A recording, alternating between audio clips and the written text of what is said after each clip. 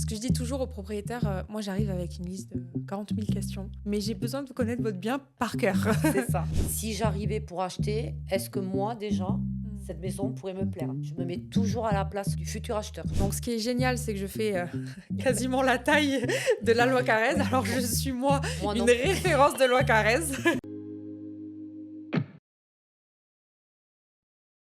Bonjour à tous et bienvenue dans ce nouvel épisode avec Edith. Bonjour Camille. Ça va, tu vas bien? Bien et toi? Moi, nickel. Aujourd'hui, on va parler de l'estimation de votre bien immobilier, car c'est très important de savoir estimer votre bien, surtout en ce moment avec le marché actuel, qui varie énormément avec l'offre et la demande, bien sûr. Mais du coup, aujourd'hui, on veut vous donner des conseils, vous expliquer aussi comment on estime, nous, un bien immobilier. Voilà. Exactement. Aujourd'hui, on va essayer de vous expliquer comment nous travaillons et quels sont les éléments que nous prenons en compte pour estimer votre bien, maison, appartement, au plus juste. Il y a 2 points essentiels qu'aujourd'hui on veut que vous reteniez. Le premier, c'est que votre bien immobilier n'est pas estimé sur un prix fixe. Votre appartement, votre maison ne vaut pas un prix fixe sur le marché. On l'estime dans une fourchette de prix. Généralement, les agents immobiliers, ils estiment sur une fourchette de prix de 5% environ sur le prix du bien. Ouais. Donc l'immobilier n'est pas un prix fixe. Et le deuxième point qui est aussi important, c'est que les estimations en ligne vous donnent une estimation, c'est une moyenne, hein, au prix au mètre carré. Mais pour avoir une estimation fiable, le prix au mètre carré ne suffit plus, puisque chaque bien est unique, donc chaque bien aura une estimation différente. Par rapport au bien unique, justement, Oui. quand tu fais ton rendez-vous de visite, qu'est-ce que tu fais quand tu arrives chez le propriétaire? La première chose que je fais quand j'arrive chez les propriétaires, je m'installe avec eux et je leur explique ce que je vais faire, OK, pourquoi je suis là et comment je vais le faire. OK. Donc ça commence par, on va déjà discuter avec eux de leur projet, hein. On va affiner un petit peu, Mmh. pourquoi ils vendent, qu'est-ce qu'ils attendent de moi et ensuite on va faire le tour avec les propriétaires du bien et on va regarder la partie technique. On va mesurer le bien si on n'a pas de diagnostics qui ont déjà été faits comme une caresse sur un appartement en copro, par exemple. Donc je vais prendre les mesures, je vais noter tout ce que je vois. S'il y a des fissures, s'il y a de l'humidité, s'il y a des câbles électriques qui se promènent dans l'appartement ou dans la maison. Mais au-delà, bien sûr, il n'y a pas que les points négatifs, hein. Je vais tout noter. S'il y a une belle douche à l'italienne, une belle cuisine, les sols, les peintures, les plafonds. Enfin, vraiment, je vais rentrer dans le détail du bien avec un œil aguerri. C'est vrai que c'est ce que je dis toujours aux propriétaires, moi j'arrive avec une liste de 40 000 questions et je leur dis toujours: «Veuillez m'excuser, mais j'ai besoin de connaître votre bien par cœur». C'est ça, c'est ça. Voilà, donc c'est toutes les factures, tous les travaux qui ont été réalisés, sur les 10 dernières années, mais même tout l'historique, en fait, du bien qu'ils connaissent. Parce que bon, parfois, il y a eu, 4-5 propriétaires, même 10 propriétaires Oui, avant. oui, Parfois non, parfois ça fait 30 ans qu'ils ont le bien, ils connaissent oui. leur bien par Ils cœur. Ça, c'est connaissent bien. chouette Oui, quand tout à c'est fait. c'est dans ce cas-là. Tu poses toutes les questions pour connaître le bien, tu visites aussi, Bien sûr. le bien.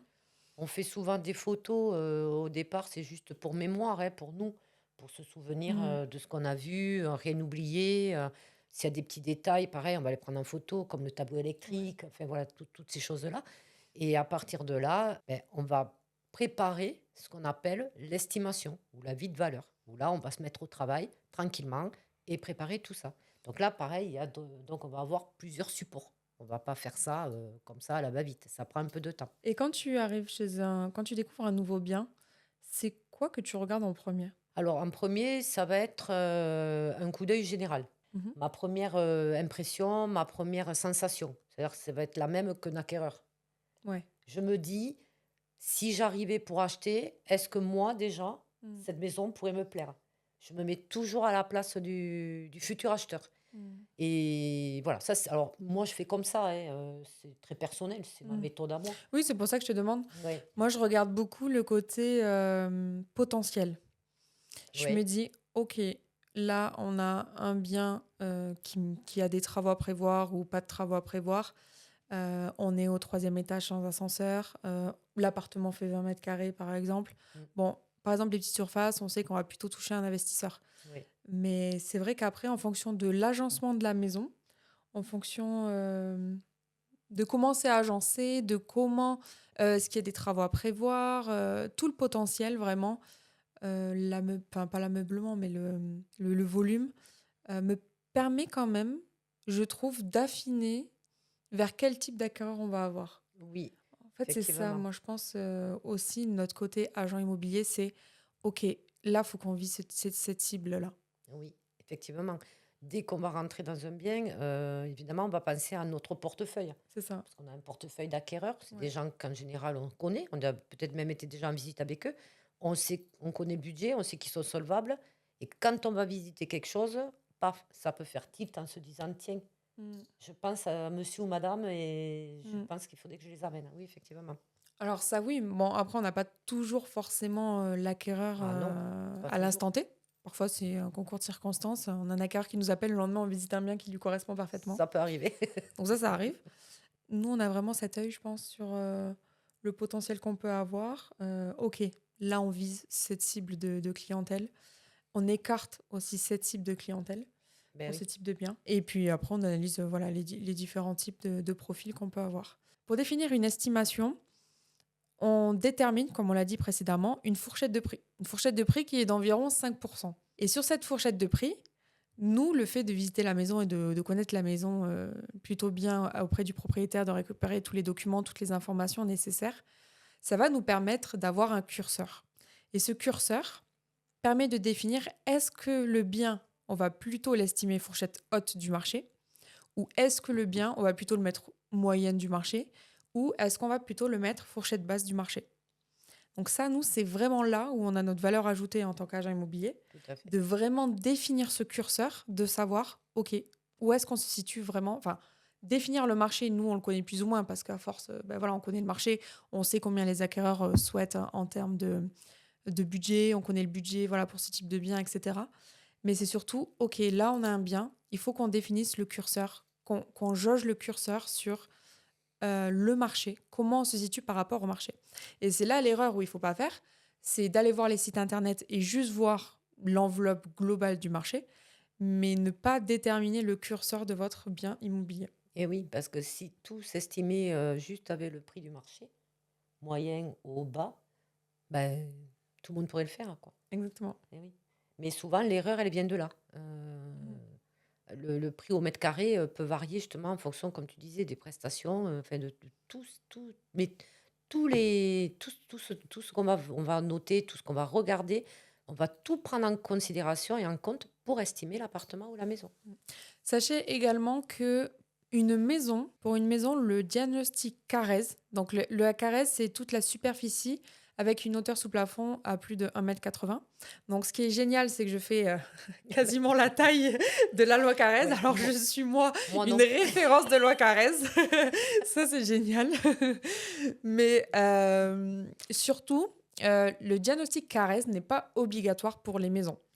Donc, le prix au mètre carré que vous allez prendre pour votre maison, il peut être variable en fait. Si vous Ouais, vous contentez de la surface utile, vous pouvez mettre le prix au mètre carré sur la surface utile, qui ne sera pas le même que la surface si vous prenez que la loi Carrez. Alors que pour les appartements, quand on fait les diagnostics, le diagnostic Carrez est obligatoire et vous ouais. l'avez avec toutes les superficies utiles, superficies Carrez, toutes les superficies annexes qui ne sont pas prises en compte aussi, comme les balcons, les garages, etc.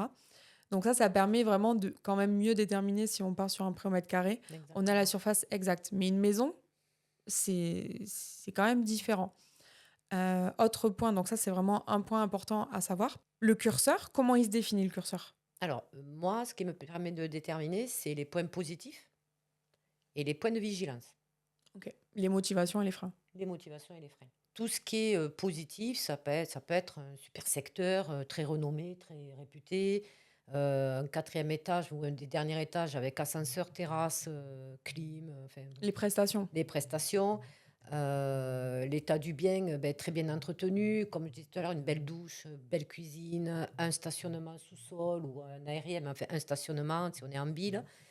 Voilà, dans les grandes lignes. Ensuite, et bien entendu, oui, tout ce qui est quand même électricité. Enfin voilà, il faut voir hein, Mm. l'âge du bien et de la rénovation qu'il a subi. Et les freins, mais ça va être un peu la même chose. Le secteur, mais du coup, on n'est pas dans un super secteur, hein. Si c'est bruyant, s'il y a du vis-à-vis, Les diagnostics, même si on les a pas, on a un peu l'habitude, donc on va regarder un tableau électrique et cetera. On va voir de Mmh. suite s'il y a du travail à faire dessus ou pas. Les grosses copropriétés aussi. Si c'est une grosse copro, mal entretenue en plus, bon, alors on n'en parle pas, le montant des charges. Si on est au 5e étage, mais là sans ascenseur et sans balcon, c'est pas la même que le reste. Mmh. Si on est sur un rez-de-chaussée, alors si on est sur un rez-de-chaussée sur jardin, dans une jolie copro, ça va le faire.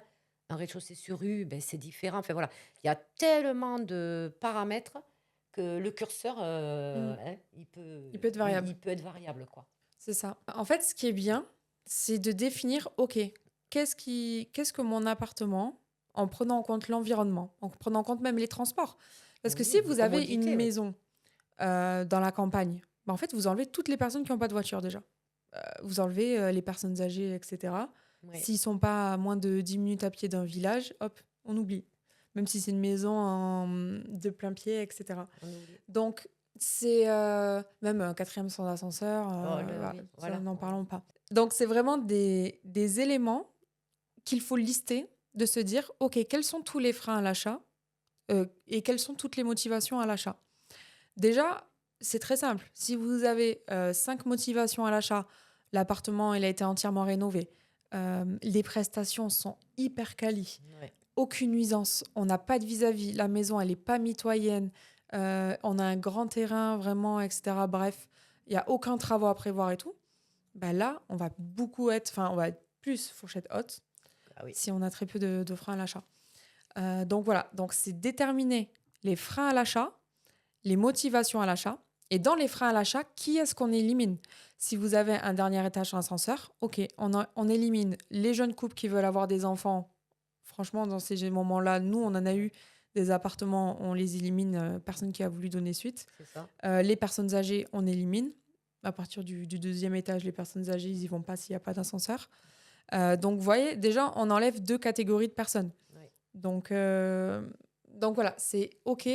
Quel, quel frein, enfin, quelles cibles d'acquéreurs on peut on avoir peut avoir.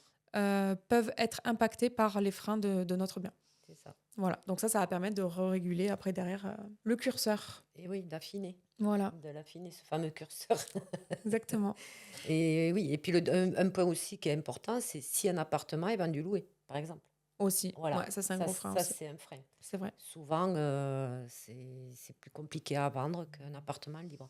Mais il y a une décote, ouais. D'où l'importance de ne pas se fier au mètre carré, comme tu disais tout à l'heure, Mm. hein, comme on en parlait, parce que vous prenez un T3 dans la même rue, dans la même résidence, il y en a un qui est au troisième avec ascenseur, et il y en a un qui est côté rue, au rez-de-chaussée et qui est loué.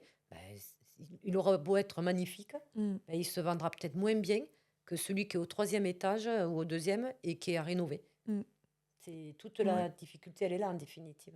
Et c'est vrai qu'il faut faire attention aussi. J'ai une anecdote par rapport à ça. Ah, vas-y, j'aime bien les anecdotes. J'avais un client vendeur avec qui j'avais estimé un appartement. Oui, En fait, dedans, il avait mis des matériaux de qualité, il avait mis un super carrelage, il avait mis vraiment des très bel appartement, oui, très bien rénové. Et en fait, c'était un appartement qui était dans une résidence, ancienne résidence HLM, je dirais. oui, Donc, la façade, appartement des années, je pense que c'était années 80-90, la façade, elle était pas du tout sexy. oui. Mais l'appartement, quand on y rentrait dedans, il était vraiment canon. Super beau. Et donc, du coup, moi, j'avais quand même plus mis fourchette haute par rapport au marché parce que la prestation était quali. Et les retours, donc j'avais fait pas mal de visites. Bon, au final, il avait été vendu, je l'ai vendu.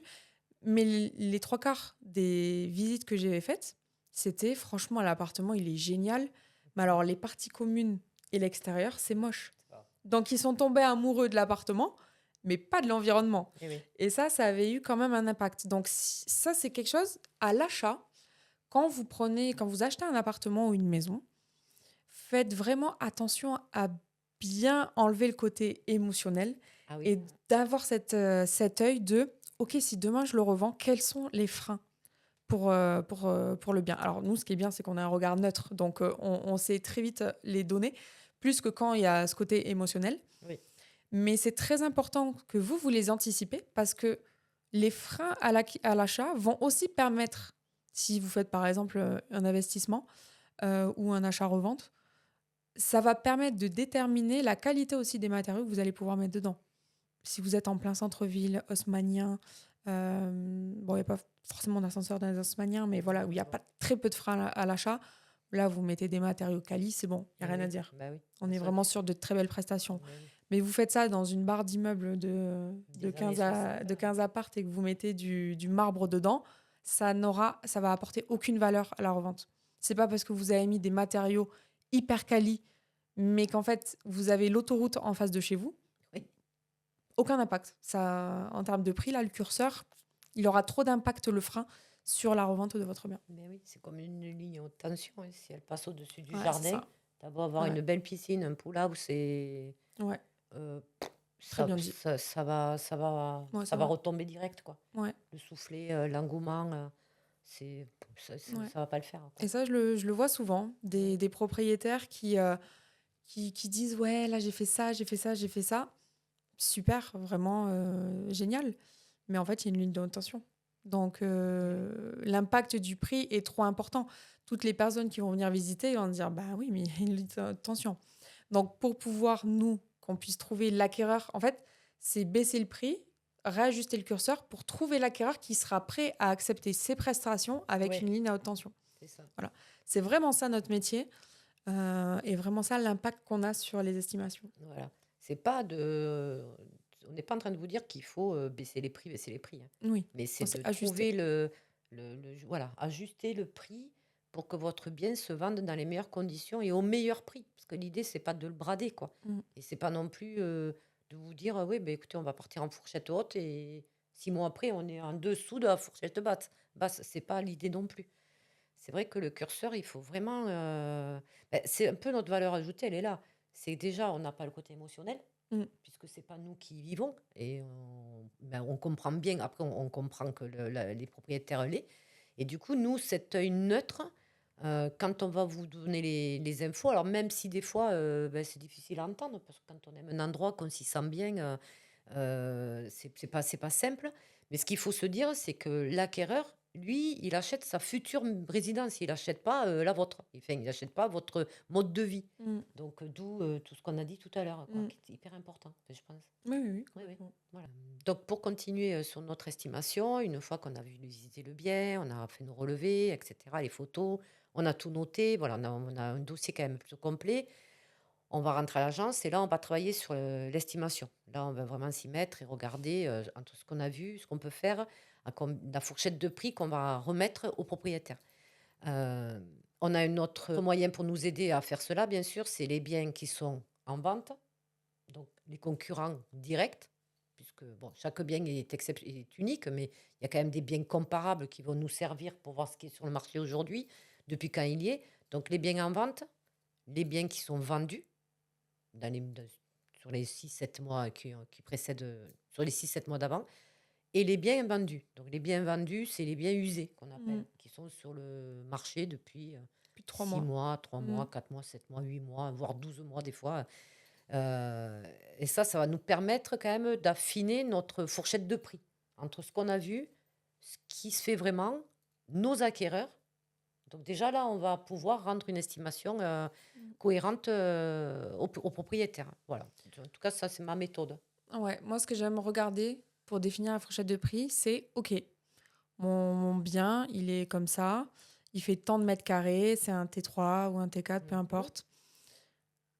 Qu'est-ce que j'ai aujourd'hui en concurrence dans cette ville, dans ce secteur Dans même? ce Parfois, secteur, oui. j'affine en fait, je fais Oui, un entonnoir. oui, oui. D'abord, dans cette ville, je regarde qu'est-ce que j'ai en concurrence comparable en termes de superficie et de typologie de mon appartement. Oui, Et aussi dans mon secteur. Donc, je regarde tous les appartements dans le secteur, je fais un cercle, un rayon, et je regarde combien j'ai d'appartements similaires aux miens, avec les prestations similaires. Et généralement, ce que je dis, moi, aux propriétaires quand je leur rends l'avis de valeur, c'est que moins on en a, plus on va pouvoir toucher, si on se met au prix du marché, qu'on ajuste bien le curseur, plus on va pouvoir toucher les acquéreurs qui sont actifs. c'est ça. Et généralement, dans les 15 premiers jours, les acquéreurs qui sont hyper actifs, ils ont mis toutes les alertes, ils ont fait plein de visites, ben, ces acquéreurs-là, ils vous appellent dans les 15 premiers jours, ils savent déjà ce qu'ils cherchent. Et en fait, on est dans leur fourchette de prix, quoi. On est dans leur budget.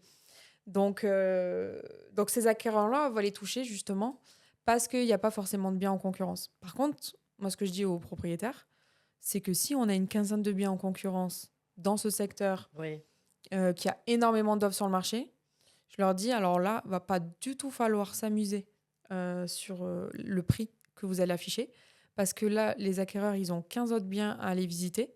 Vous allez être le 16e si vous êtes trop cher. c'est ça. Donc ça, c'est très important aussi de voir à l'instant T. Demain, vous souhaitez mettre l'appartement ou la maison en vente. Qu'est-ce que vous avez dans votre ville en vente? À combien c'est en vente? Et depuis combien de temps c'est en vente, comme tu C'est le dis? ça, exactement. Voilà. Et c'est vrai qu'on fait un suivi. Quand on a des biens à la vente, on suit le marché local, Mm. on regarde les nouveautés, Ouais. on fait de la veille Mm. concurrentielle, hein. Ça nous permet aussi d'alerter un propriétaire en lui disant attention, on en avait parlé, mais là on a deux biens qui viennent de C'est rentrer, ça. on est complètement Ouais. au-dessus du prix, quoi. Ouais. On est plus du tout compétitif, quoi. Ça permet de faire ça. Parce que une fois qu'on a le mandat à la vente, on ne fait pas que des estimations. Mm. On continue à suivre ce qui se passe autour du bien, quoi. Donc voilà, donc on sort les biens qui sont vraiment concurrentiels aux biens qu'on a. On regarde à combien ils sont sur le marché. On regarde depuis combien de temps ils sont sur le marché. Et on regarde également qu'est-ce qui a été vendu. Alors moi, je regarde pas que les 6 derniers mois, je regarde vraiment les 3 dernières années. Je regarde sur les 3 dernières années pour voir l'évolution du marché aussi dans ce secteur. Pour voir, OK, même dans cette résidence, dans le quartier, combien ça se vendait en 2022, combien ça se vendait en 2023. Et en plus, avec l'évolution des taux qu'il y a eu, voir un Oui, peu comment ça a impacté le secteur aussi. oui, c'est vrai. J'aime bien regarder vraiment sur les 3 dernières années, ça me donne une vue d'ensemble. Et généralement, quand les prix sont lisses, bon, ben, en fait, ça me donne une fourchette vraiment assez claire. Si les critères du bien sont assez corrects, ça me donne une fourchette assez claire du prix. Donc voilà, il y a toujours quand même une différence entre les prix, les biens qui sont sur le marché et les prix vendus, C'est vrai. enfin les biens vendus. Mhm. On a quand même souvent une différence, Oui, une petite marge de négo. Mais sinon, ouais, sinon ça permet vraiment bien de définir la fourchette du marché. c'est vrai. Et même ça peut nous arriver, hein, ça a dû t'arriver à toi aussi, d'estimer, de dire au client, le marché il est là, mais moi je le tenterai plus. T'as déjà Ouais, fait ouais, ça? je l'ai fait. Ouais. Oui, Parce que tu sais que, enfin, tu le sens, quoi. Il y a ouais. des fois, ça s'explique pas. C'est vrai qu'on le fait. Ça C'est m'est vrai arrivé que aussi. ouais, je l'ai Ouais, déjà fait. ouais, En fait, c'est souvent que je le fais quand je sais qu'on peut créer le coup de cœur. ouais. Ou qu'il y a très peu de concurrence. L'appartement, mais surtout aussi que Mm. le propriétaire, il prend soin de son Ouais, appartement. c'est vrai. Euh, il est assez épuré, il est Mm. lumineux, il a vraiment beaucoup de qualité. Il a un ascenseur, il a Ouais. le parking, il a vraiment Et tout. là, Je me ouais, dis, ouais. cet appartement-là, Mm. si on a des acquéreurs actifs qui n'ont pas trouvé leur bonheur, là, je pense que cet C'est appartement, vrai. ouais, il peut trouver vraiment preneur. Donc ça, c'est vraiment quand j'ai très peu de freins, où je me dis, écoutez, et en plus, surtout quand ils sont pas pressés. Quand ils Oui, sont pas s'ils ont un peu pressés, plus qu'ils ont de. un Voilà, peu de si on délai, a je un leur peu dis, de écoutez, temps. moi, je pense que... la phrase que je leur dis, c'est, écoutez, moi, je l'estime à ce prix-là, mais je pense qu'il faut le tenter plus haut. Mais oui, des fois, ils te Je pense qu'il regardent, faut le les tenter. vendeurs, là, ils se Je disent, leur les dis, on le propriétaires. tente un mois, entre 15 jours et un Ouais, mois. ouais, ouais. Si on l'a pas vendu, là, on se remet dans ma fourchette. Parce que c'est vrai quand même qu'il faut dire que, ok, on fait des estimations.